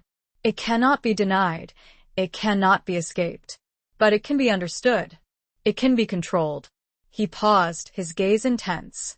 "The merging," he continued, "is not about destruction. It's about transformation. It's about becoming something more. Something stronger." He reached out and gently cupped her face in his hands, his touch sending a wave of warmth through her. "It's about us, Celine," he said. "About our love, our bond, our destiny." Celine's heart ached with a mixture of fear and longing. She loved Rhys. She trusted him, but the thought of the merging, of losing herself, of being devoured, still terrified her. "I'm scared, Rhys," she confessed, her voice trembling. Rhys smiled, a tender, loving smile that sent a wave of reassurance through her. "I know," he said, "but you are not alone. I am here. We are here, together." He gestured towards the standing stones. "The stones will guide us," he said. "They will show us the way." He took her hand, his grip firm, his touch sending a jolt of energy through her. He led her towards one of the stones, a tall, imposing monolith, its surface covered in intricate carvings. "Touch the stone, Celine," he said. "Close your eyes. Open your mind. Let the energy flow through you." Celine hesitated for a moment, her fear battling with her trust in Rhys. Then, she took a deep breath, closed her eyes, and placed her hand on the cold, rough surface of the stone. A surge of power, raw and untamed, coursed through her, making her gasp, her body trembling. She felt a connection to the earth, to the moon, to the pact, deeper than anything she had ever experienced before. Images flashed through her mind, visions of the past, of Alara and Lycaon, of the original pact, of the sacrifice. She saw the love, the desperation, the power. She saw the consequences, the struggles, the devouring.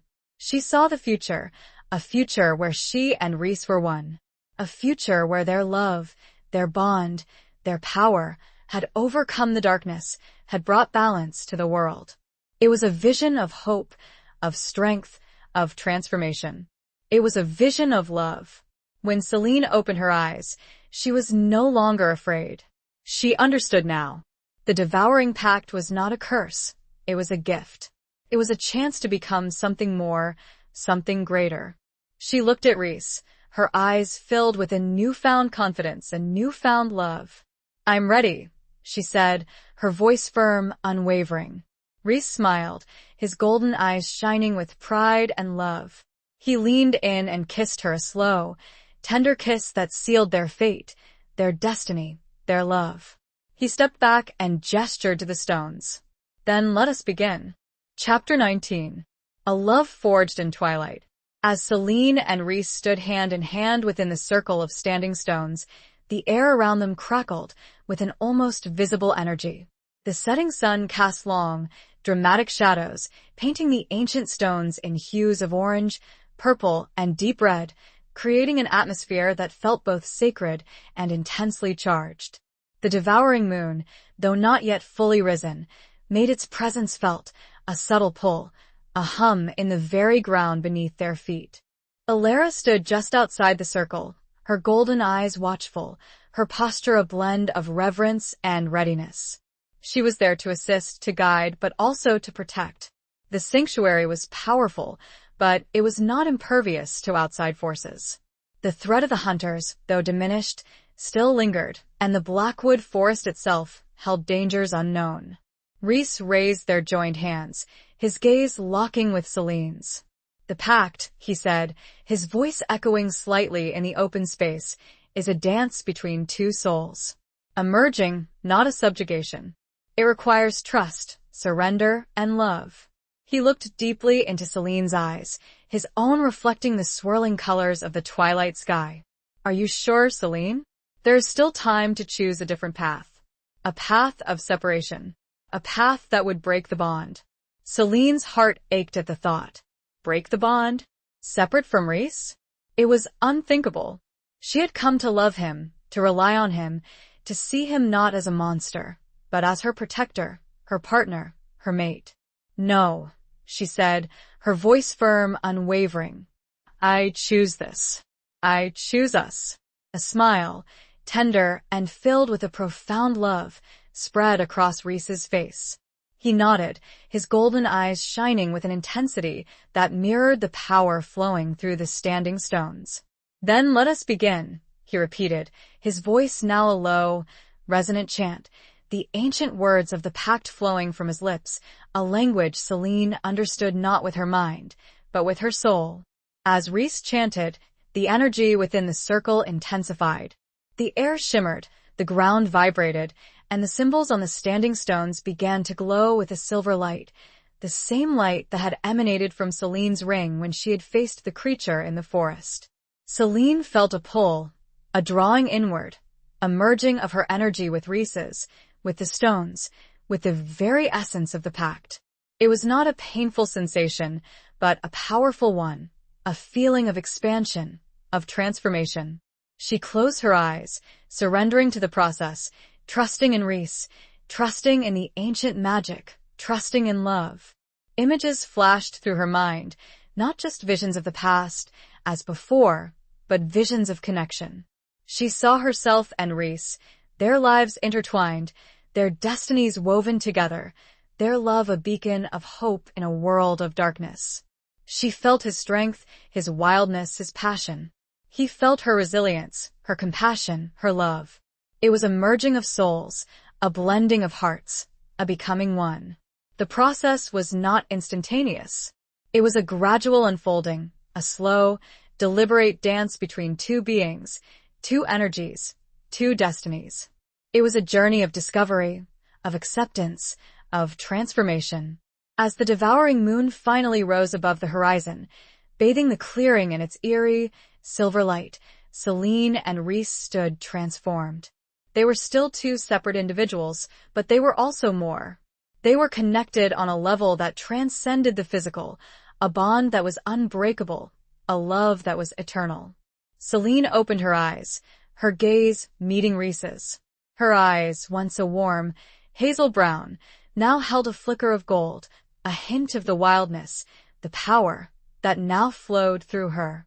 His eyes, always golden, now seemed to shine with an even greater intensity, a reflection of the love, the connection that bound them together. They smiled at each other, a silent acknowledgement of the transformation they had undergone, the journey they had completed, the love they had forged in the twilight. Alara stepped forward, her expression a mixture of relief and awe. "It is done," she said, her voice reverent. "The Pact is complete."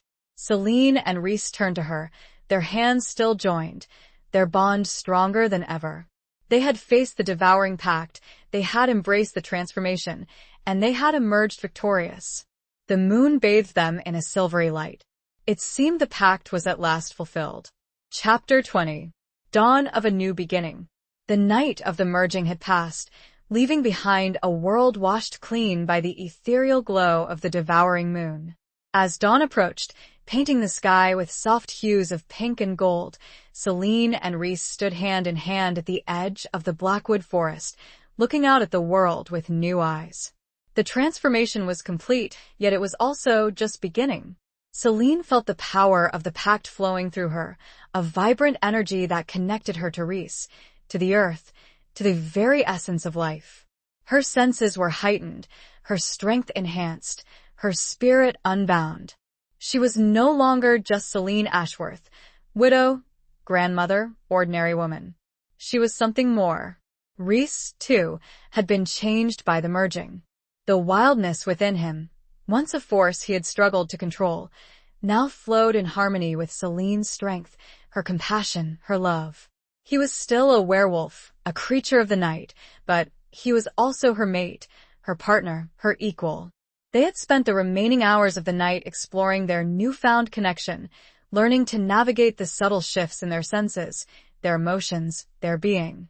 They had spoken little, their communication transcending words, a silent understanding that flowed between them like the current of a river. As the sun finally crested the horizon, casting its golden rays over the landscape, they turned to each other, their eyes reflecting the dawn of a new beginning. "What now?" Celine asked, her voice soft, yet filled with a newfound confidence. Rhys smiled, a tender, loving smile that sent a wave of warmth through her. "Now," he said, "we build a new life. A life together. A life where we are free." He paused, his gaze sweeping over the landscape, the forest behind them, the world before them. "The hunters will still be out there," he said. "The threats will still exist. But we are stronger now. We are united." Celine nodded, her heart filled with a mixture of hope and determination. She knew the challenges ahead would be great, but she was no longer afraid. She had Rhys by her side, their love a shield against the darkness, their bond an unbreakable force. "Where will we go?" she asked. Rhys considered the question, his mind weighing their options. Oakhaven was no longer safe, and the Blackwood Forest, though powerful, was also isolated. They needed a place where they could build a community, a place where they could thrive. "There's a territory," he said, his voice hesitant, "far to the north. It's unclaimed. It's been empty for many years. It's said to be beautiful, wild, untamed." He looked at Celine, his golden eyes searching hers. "It would be a fresh start," he said. "A chance to build something new. Something ours." Celine's heart swelled with a sense of adventure, of possibility. A new territory? A fresh start? It was a daunting prospect, yet also exciting. "Let's go," she said, her voice firm, unwavering. Rhys smiled, his grip tightening on her hand. They turned and walked towards the rising sun, their shadows stretching out behind them, long and intertwined, a symbol of their unity, their strength, their love. As they walked, Elara emerged from the forest, her expression a mixture of relief and gratitude. She had stayed behind, guarding the sanctuary, ensuring their safety during the vulnerable hours of the merging. "Are you ready?" she asked, her golden eyes meeting theirs. Rhys nodded. "We are," he said. "We're going north, to build a new home." Elara smiled, a genuine, heartfelt smile. "Then I will go with you," she said. "I will help you build it." Celine and Rhys exchanged a look of gratitude, their hearts filled with appreciation for Elara's loyalty, her friendship, her strength. They were not alone. They had each other and they had a pack. Together, they walked towards the dawn, towards a new beginning, towards a future filled with challenges, yes, but also with hope, with love, with possibility. The devouring pact had brought them together, had transformed them, had forged them into something stronger, something unbreakable. And as the sun climbed higher in the sky, casting its golden light upon them, They knew that their journey had just begun. The path before them, bathed in golden sunlight, was beckoning. They stepped onto it and began to walk. Epilogue. Years passed, measured not in seasons, but in the slow, steady growth of a community, a haven carved out of the wild, untamed lands of the north. The territory Rhys had spoken of had proven to be even more beautiful, more vibrant than he had described. Crystal-clear rivers snaked through lush valleys, towering mountains pierced the sky, and ancient forests whispered secrets on the wind. Celine and Rhys, their love deepened and strengthened by the passage of time and the shared challenges they had overcome, stood at the heart of this thriving community. They had built not just a home, but a sanctuary, a place where werewolves, humans, and those who were something in between could live together in peace, in harmony, in acceptance. The hunters had not vanished entirely, but their attacks had become less frequent, less organized, their threat diminished by the growing strength and unity of Rhys and Celine's pack. The legend of the devouring Pact, once a source of fear and dread, had become a symbol of hope, of resilience, of transformation. Celine, her hair now streaked with silver, her eyes still holding that flicker of gold, had embraced her new life with a grace and strength that surprised even herself. She was a leader, a healer, a matriarch. She had learned to harness the power of the Pact, to channel its energy for the good of her community, to protect those she loved. Rhys, his golden eyes still shining with that fierce, protective love, stood by her side, his strength her anchor, his wisdom her guide. He was a leader, a warrior, a patriarch. He had learned to balance the wildness within him with the compassion and understanding that Celine had awakened in his heart. Their children, and their children's children, played in the meadows, their laughter echoing through the valleys, a testament to the enduring power of love, of family, of community. They were a blend of human and werewolf, inheriting the strengths of both bloodlines, carrying the legacy of the devouring Pact into the future. One evening, as the setting sun painted the sky in hues of orange and purple, Celine and Rhys stood hand in hand on a hilltop overlooking their thriving community. The air was filled with the sounds of laughter, of music, of life. Celine looked at Rhys, her heart filled with a love that transcended words, a love that had endured the test of time, a love that had conquered all.